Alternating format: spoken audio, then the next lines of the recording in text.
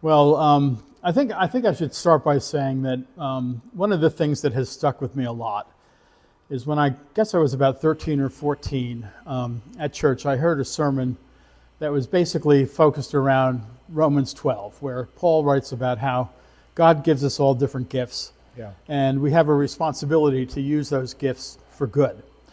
And I found out at a very young age my interest in politics and really in government more, public policy, was that I had the ability somehow to be able to write about public policy issues in a way that people found persuasive. I was sending letters to the editor when I was like 13 and 14. And I was writing to President Nixon when I was 14 and 15 and 16. And ended up spending most of my career doing writing for elected public officials about public policy issues. So that's kind of how I got my start.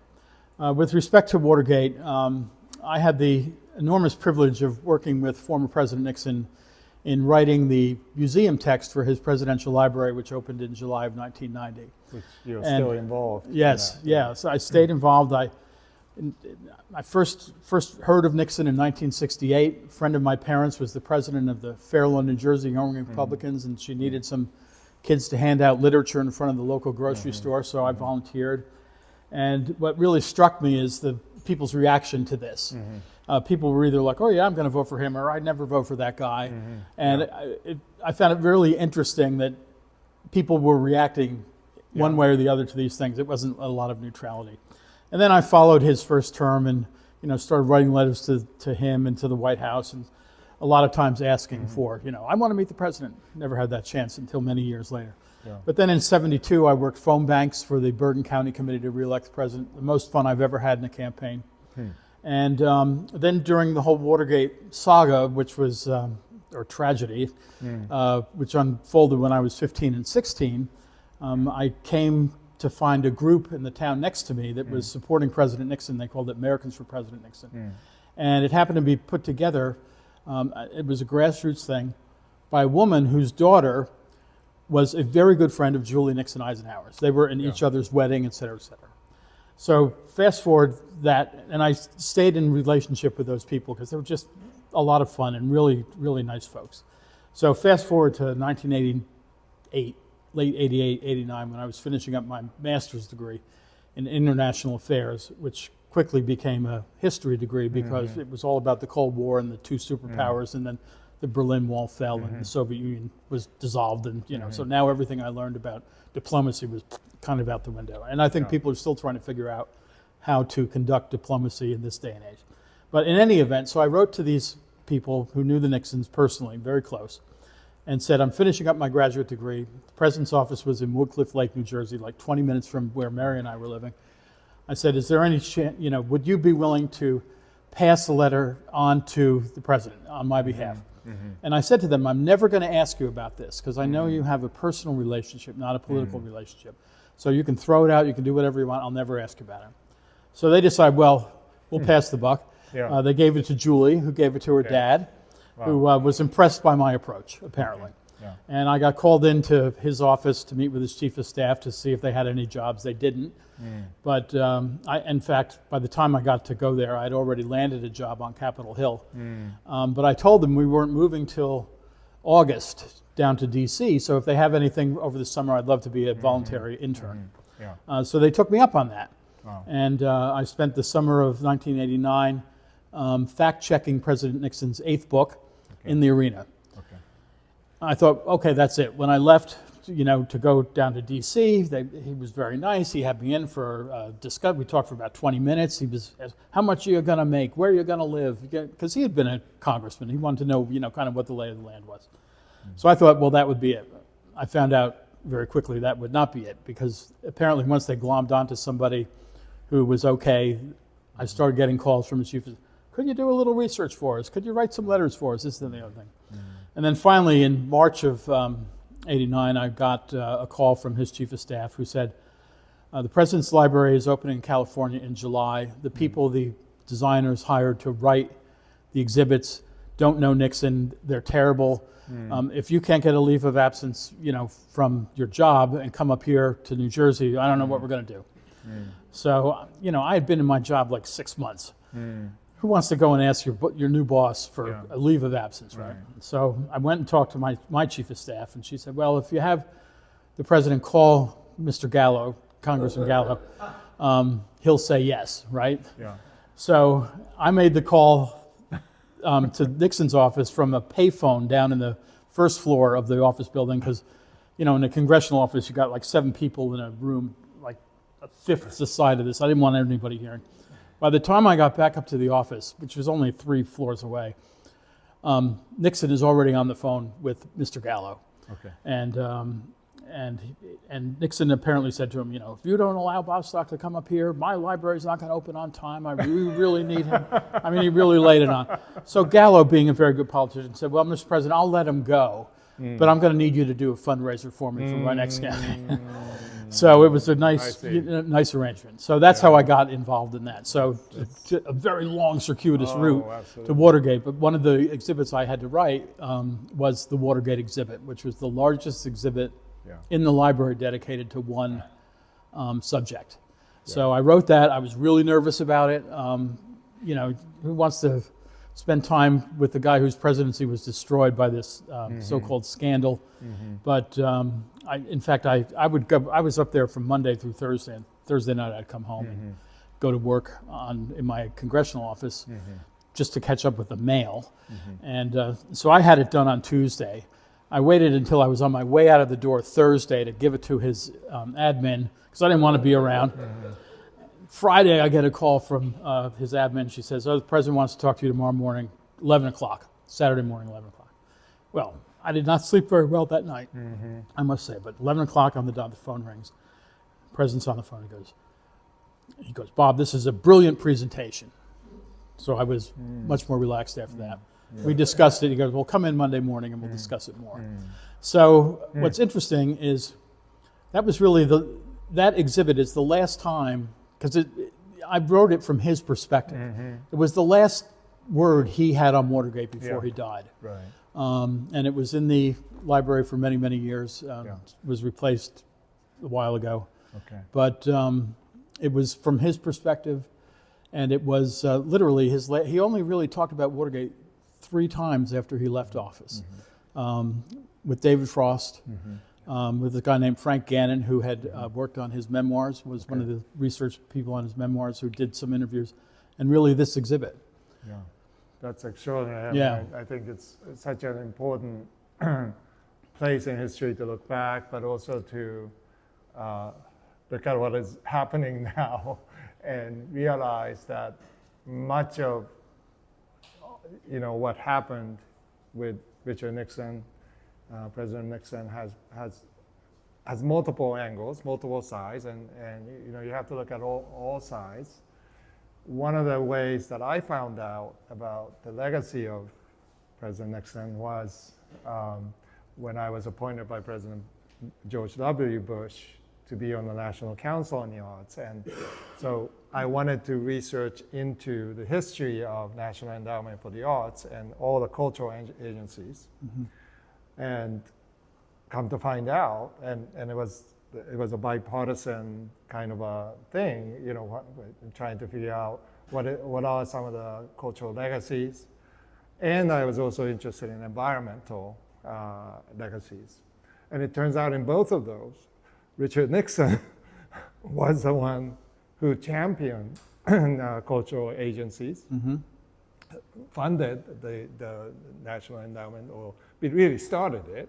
It was talked about in Kennedy administration, but it was not implemented until President Nixon pushed it.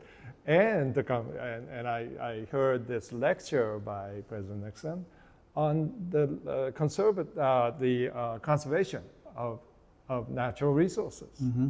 And I was absolutely astounded at the depth of understanding that he had toward legacy of preserving natural resources, parks, and so forth. Now, this is not the image that most of us have, right? Even today, looking back. Despite my efforts to change Despite that your efforts for decades. So let's talk about that. What are some of the points that you would want people to know about Richard Nixon? You know, people think that Nixon was a conservative. He was really a centrist when you come right down to it. But the two things, there are three things that people really, to the extent they think about him at all, is the three things they think about is Vietnam, opening to China, and Watergate. Right. But his domestic policy record is extraordinary. And he did this working with the Congress that was in the control of the opposition party for his entire presidency. He was the first president in 145 years to come into office with the Congress, both houses, in control of the opposite party. But with respect to the environment, we'll start with that.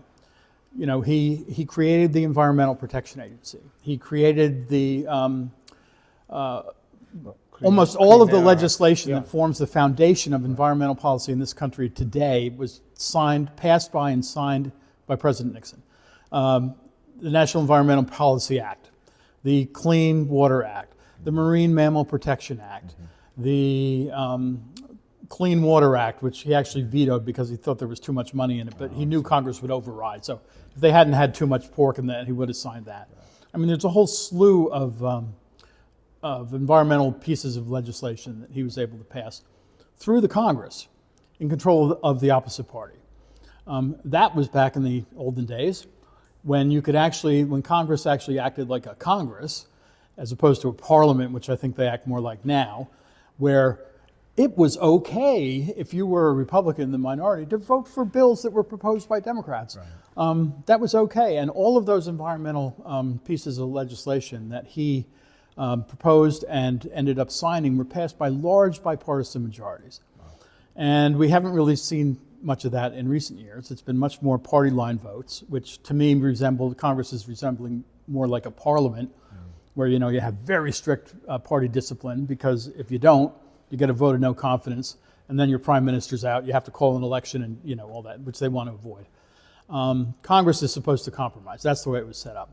And on the environmental issues, true. Nixon also established OSHA, Occupational Safety and Hazard Administration.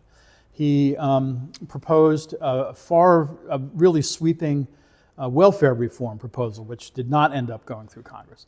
He proposed a national health insurance policy that did not get through Congress. Senator Ted Kennedy, towards the end of his life, said his biggest regret of his Senate career was opposing Nixon's national health insurance program, which he said was better than anything since, and better than what they passed with Obamacare, would pass with Obamacare. And Kennedy said, I did it because I didn't want a Republican to get credit for passing national health insurance. But what they didn't realize is Nixon, as a freshman congressman, had worked together with some Republicans in the House to propose a national health insurance program. He tried twice. Both times didn't get through. The second time was in the second term when Watergate was overcoming everything.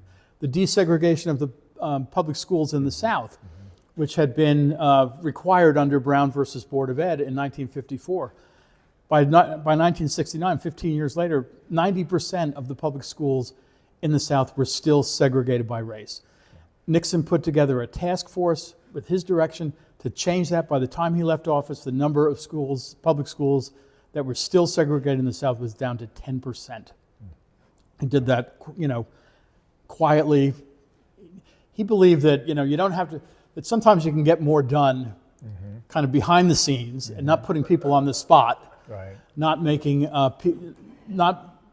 people have to worry about whether they're going to lose face or not, than just going out and beating the drum.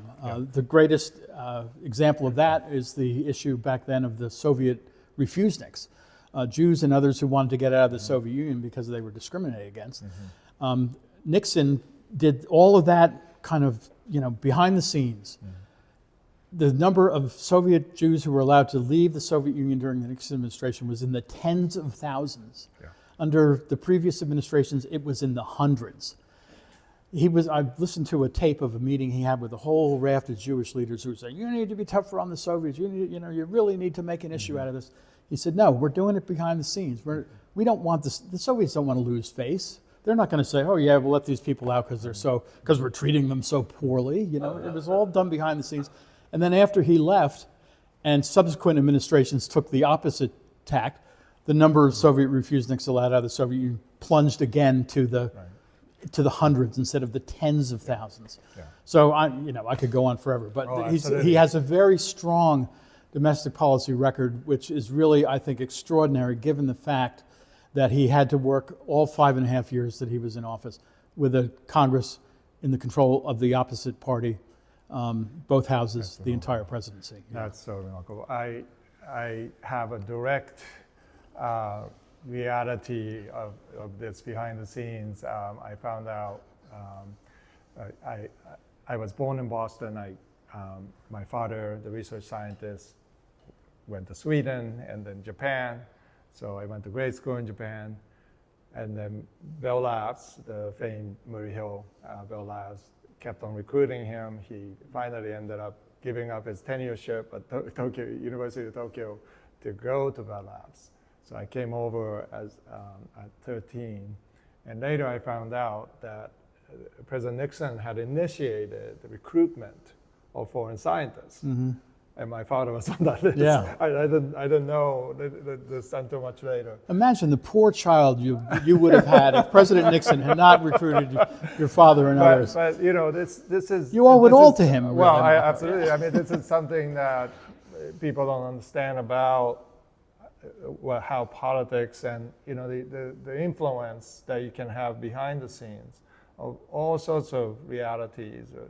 And I call that effort as culture care rather than culture wars tactics of creating divisiveness and polarizing, demonizing the other side, and which is the way now. And look at what we have as opposed to, when Congress, the opposition leaders will play tennis with each other, and these relationships, even though if you disagreed vehemently on the aisles, you were able to have friendships. Mm-hmm.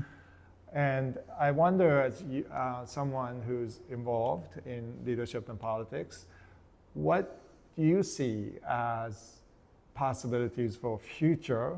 I'm talking about 10 years from now rather than 3 years from now, but for what legacy that Nixon or anybody else have left, that practices that we may want to return to for civility, for conversation, for disagreements in public sphere, that allows us to actually have a meaningful discussion to create a better society. Yeah, I think there are a few things. The first thing that comes to my mind is I watched an interview recently that Barry Weiss did with author Jonathan Rauch that Father George had recommended to me. Okay.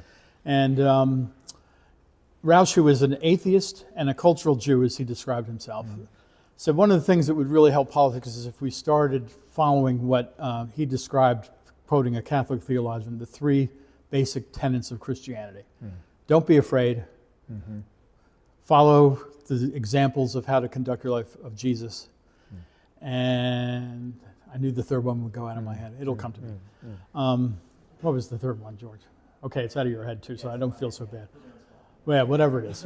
Whatever it is. And forgive others. Forgive others, right? Oh my goodness. And that's a big so one. forgive me for forgetting that. That's terrible. Please. So I found that really interesting because, I've worked for people in public office. I haven't really worked on campaigns. I've worked in government and public policy issues. And one of the things that has really struck me about all the people I worked for, which we don't really see much anymore, is you can disagree with people, as the old saying goes, without being disagreeable. And I think part of what that involves is not questioning other people's motives for their positions on public policy issues. The fact of the matter is, most everybody has the same goals, right? To make this country better and stronger. We all have kind of the same goals, but different ways of getting there.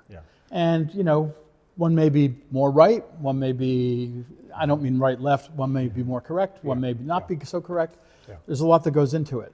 But if you're willing to concede that the people who are your opposition share your same goals for whether it's reducing poverty or protecting the environment or whatever it is, then you're able to work together to find a solution. Nobody's going to get 100% or should get 100% because that's not how it works. That's not how it's supposed to work. But the emphasis has been in more recent years on I need to get everything I want, and I don't care if I get a vote from the other party, if I have enough votes in the House and in the Senate to pass it with just my party's votes. Right. And that's been true of both parties. Yes. The Affordable Care Act Yes. under Obama was passed without a single Republican vote. Right. The White House rebuffed efforts by some moderate Republican senators to make a few changes to it that they would have voted for. But that's why that act has been so constantly attacked, because it did not pass with any bipartisan support, as opposed to every other social welfare law, major social welfare law since Social Security was passed with broad bipartisan support. And it's the same thing that's going on in the Congress right now. The Republicans have the slimmest majority, and they're not willing to make any compromises to get some Republican or some Democratic votes for things that they all agree on. Everybody, we ought to reduce government spending. The fact that we have a $32 trillion debt is not really healthy for the long-term health of the country. So I think if people would kind of get back to that, find ways where you can agree in principle on the goals, and then the specifics of how to get there, work together on that, and find some common ground. It's not going to be 100%. Life, you never get 100% in your life. I mean, you're married, I'm married, we know that. If I get 25%, I'm happy. But which is maybe why I've been good in public policy positions. But it's that sort of thing. And then just treating people with respect. As it says in the prayer book, respect the dignity of every human being. Every human being. Respect their dignity. Don't call them names, whatever and gosh, it's gotten so ugly. And it's not productive. How can you sit down and negotiate with somebody that has called you evil or this, that, or the other thing? That makes it really hard. And part of that, impossibilities of coming to creating a culture that way is essential, right, for survival of liberal democracy and what I had this experience. This was a Yale University with theologian Miroslav Volf leading a whole bunch of us to Washington, D.C. to meet with senators. This was on issue of faith and life. So it's very appropriate to talk about this. And we went to every senator and asked them, what does faith mean to your decision making? Now, we were able to get access to 5 senators, and 3 of them were known to be evangelical Christians. So we went to them, and they were too busy. They would send their aide, and they would talk about their Bible study that they have at lunch hour. Senator Joe Lieberman. A devout Jew. Yeah. Never campaigned on Saturdays. That's right. Devout Jew. He, from Connecticut, actually met with us. He said he'll agree to meet with us. So he sat down, he came in. TV was blasting with some news of that what's happening in Capitol Hill that day. And he said, he came in, he turned the TV off. He said, that stuff, I need to get back there, but what can I do for you? And we said, how does your faith influence your decisions? And he just took a deep breath and he says, everything. I started my political campaign in Hartford in the Civil Rights March with my rabbi. And here I am because of that. Everything. And we just, thought about that and came back as we were discussing. We said, why is it that Christians can't say that? There's some gap between what faith is and what political life is. And they have to be kind of separated, whereas Joe Lieberman could say everything is about faith. I wanted to just hear your reaction to that. And I think there, and that doesn't surprise me that Senator Lieberman would have said that, because he was, he made a point of, even when he was running for vice president of the United States, he's not campaigning on Saturday, because that's the Sabbath for Jews. I think that it's a really tough line, right? Because, and my own personal view, I think that some have made such a point of like wearing their faith on their sleeve, and publicly going around saying how godly and Christian like they are, Christ like they are. Whereas I always think of that verse in the Bible that says, go into the closet and pray. Don't go out in the streets and talk about how faithful you are, because then the hypocrites will see you and they'll know what's going on. Right. Yeah. So I think that certainly the people I've worked for were all people of faith, all church-going people. And it informed, I think, how they lived and acted and approached other people. I met with Governor Whitman on Friday. I joined her staff in 1994, so we have a long history. And she was talking about when Justice Alito was nominated for the Supreme Court. And he had been on a lower court, part of a decision that overturned a position she had taken on abortion. But she wrote a letter on his behalf that said, even though Justice Alito, or nominee Alito, opposed my position, I felt he did it from a place of honor and integrity and faith. Not faith saying, because I'm a Catholic, we oppose it, but just he approached it in the right way. So she supported his nomination, even though he literally overturned when she was sued on an abortion issue for vetoing a bill. So I think that, I think that to the extent that one's faith ought to govern how you live your life and how you approach other people and how you respect the dignity of every human being and not question their motives. Nothing comes of that. That, I think, is how faith can have a really important role in the conduct of public policy. Not by saying, my church says this, so that turns me off. If I had ever been in an office where it's like, okay, 9:30, we're going to have a prayer meeting, I would have been, okay, let's find another job. Because to me, it's not appropriate. Don't wear it on your sleeve. Don't act it out in public for everybody to see. It's, oh my gosh, what a man of faith. Just do it. Just live your life. Let your actions speak for your faith. Yeah, amen. So, and that was rousing applause. I know. That was great. It just seems like, that element of faith is so important when it comes to moving forward from all the fractures and demonization that's going on and weaponizing faith in some way to move the needle. And I wonder in local politics, as we are here all involved in some way, we hopefully we vote, hopefully we help in local leadership.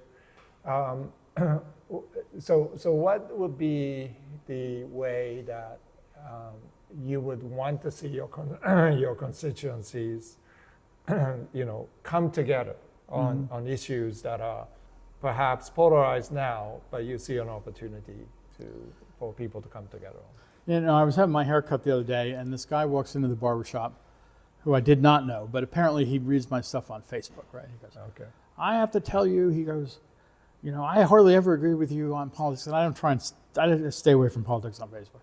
But I've read some of your stuff about Nixon and everything, and he knew of what I was doing when I was a councilman in Lawrence. He goes, I really appreciate the fact that you always just made your argument based on the merits. I really respect that, even though I hardly ever agree with you. Yeah. So I think that's part of it. I think one of the problems we've had is there ought to be a difference between campaigning and governing, and that's been lost. When I ran for council, I criticized the incumbents for polluting preserved open space by dumping dredge spoils on it, so you couldn't 10 acres to an average depth of 6 feet with polluted dredge spoils.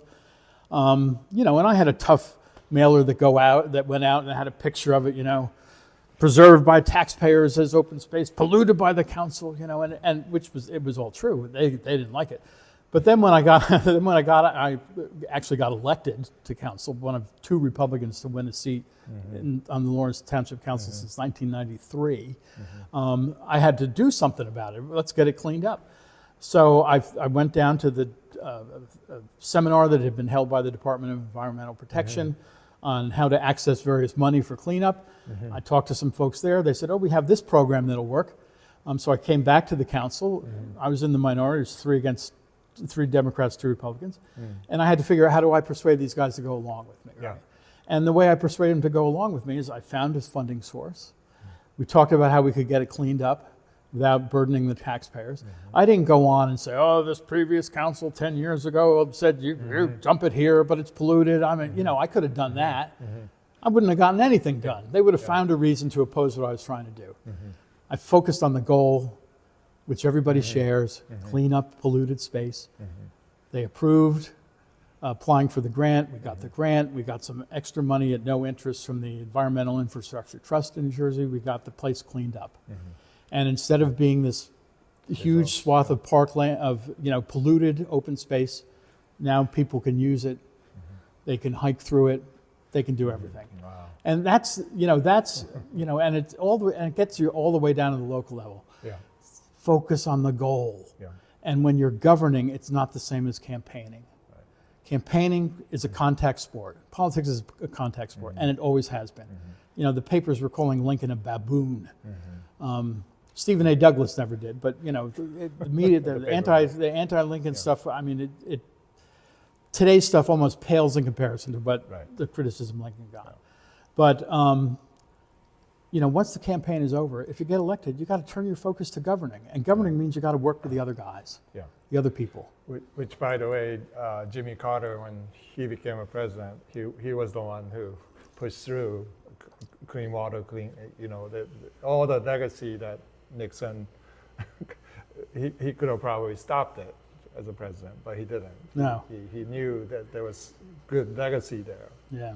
I should point out that they did a poll of environmental organizations a few years ago ranking the presidents. Yeah. Teddy Roosevelt was first, Nixon was second, Carter was a distant third.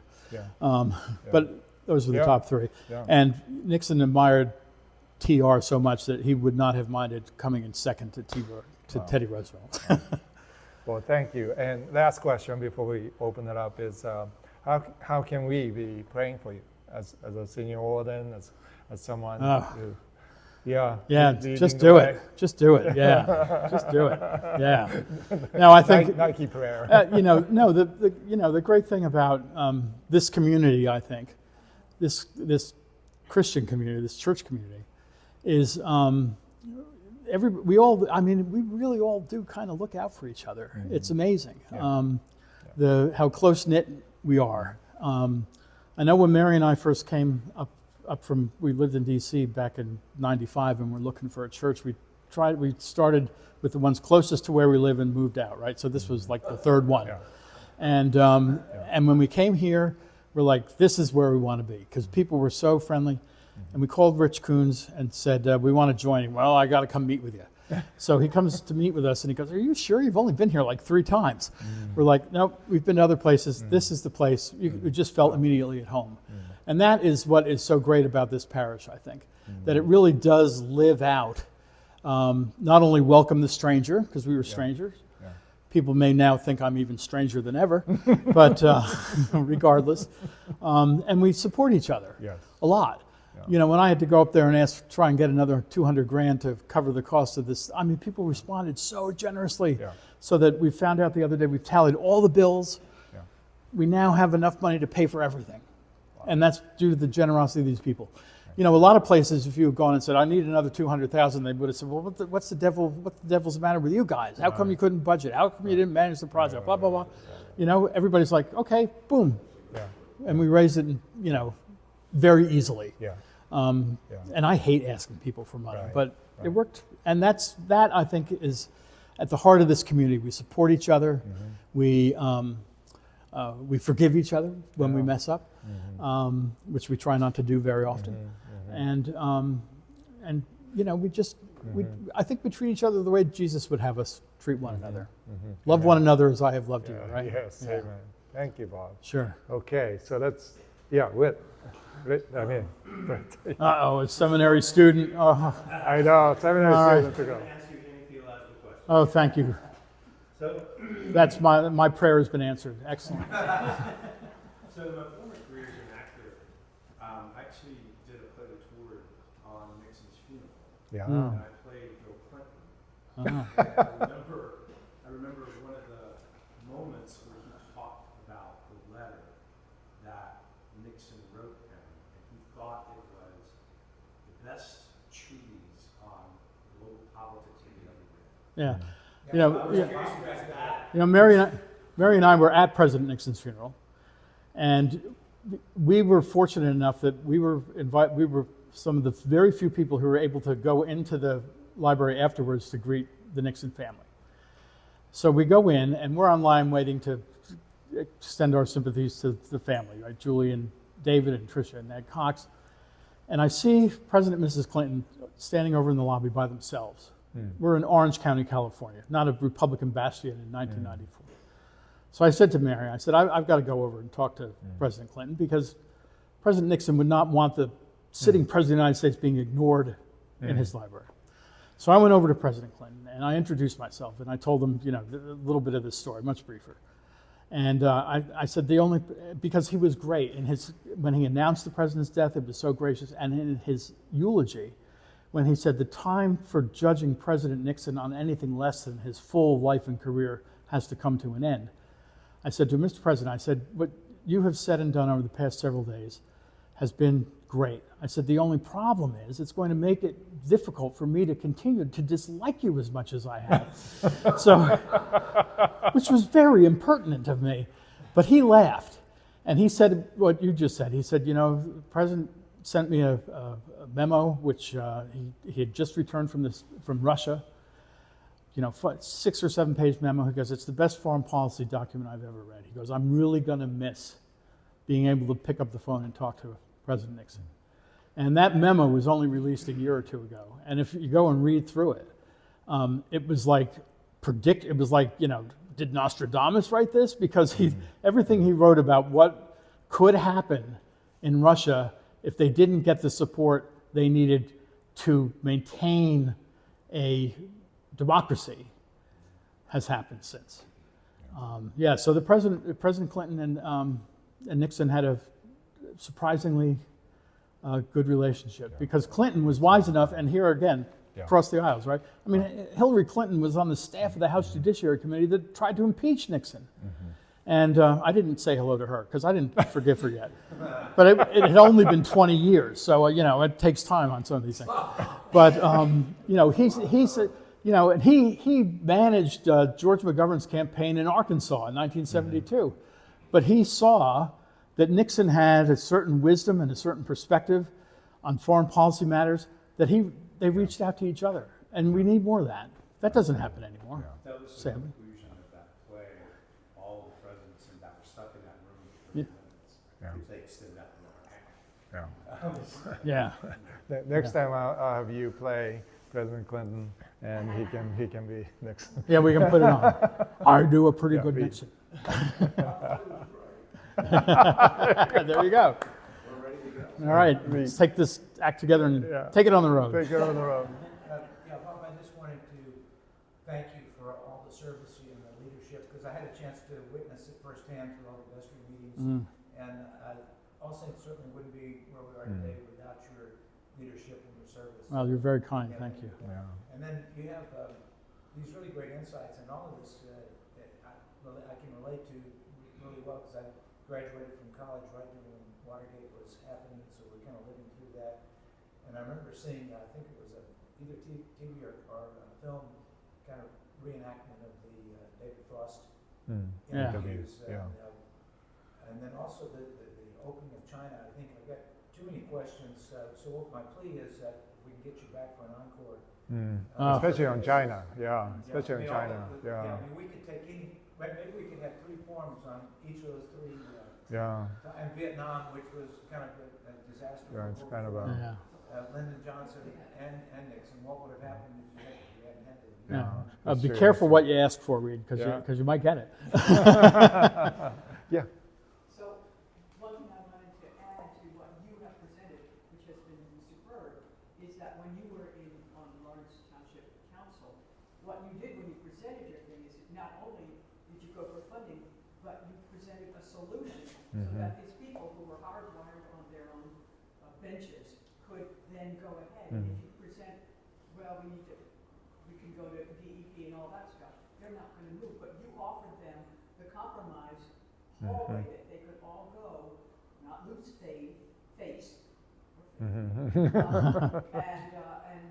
have it solved. And so if people need to broadcast this, could offer more solutions to why they disagree, and the disagreement is valid, then I think, I don't know about this Congress, but it's a great idea for working politically together, because whoever says, I don't think this will work, well, then if they say, how about this way, more, I think it would work better. Yeah, thank you. Yeah, I think you're right. Yeah, yeah. Thank you. You're welcome. You used the noun evil a while back. Yes. Apropos I was thinking the more of it. lack I was thinking more of it as an adjective, but okay. But it is a noun too. Yeah. Good speechwriter, you. is getting back together, the ability for the country to do that over time.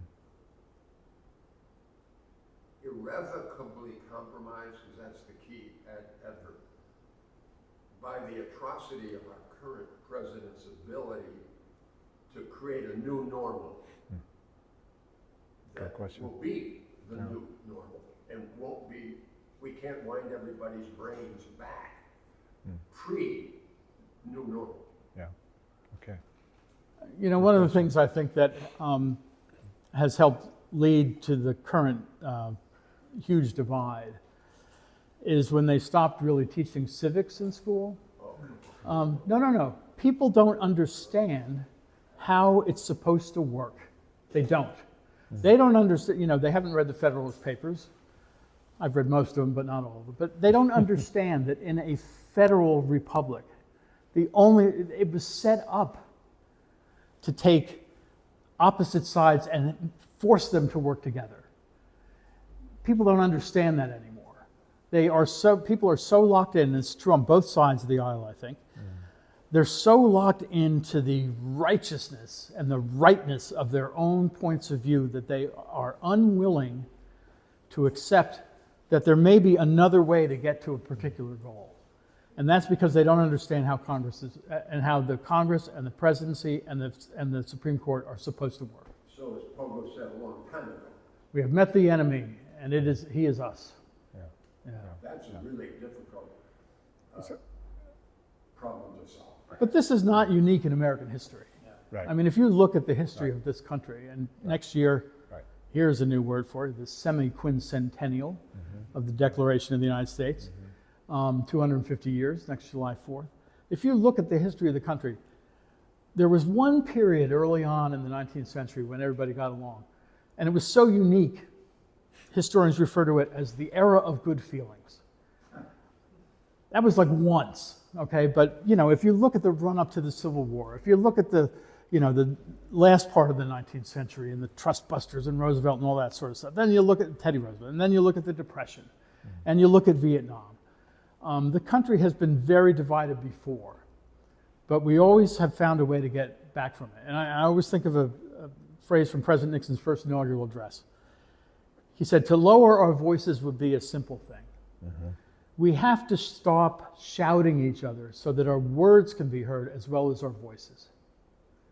And if we remember that, so that instead of... Civics has never really been properly taught. Civics has not been properly taught in a long time. Well, You ask most people today of a certain age, younger than me, you know, how is the government supposed to work? They can't tell you. Yeah. Peter, yeah. Yeah, that's definitely true. But there are a couple other things in there. You're absolutely right. In American history, there's been much more actual divisiveness. We actually fought a war and had 1 million people killed with each other. So there's no question that that's been a feature of American history. But one of the things that's different, I think, and you sort of touched on it as a hinge point, in my opinion, is that the separation in our culture between substance and appearance has become a huge gulf. And that's always a problem with self-government because people get to vote. I mean, the reality is we have these people in power now because Americans voted for them. The problem is that the separation between the appearance and the substance has now become enormous, I think, largely because of technology, Mhm. social Yeah. networks, and Yeah. so forth.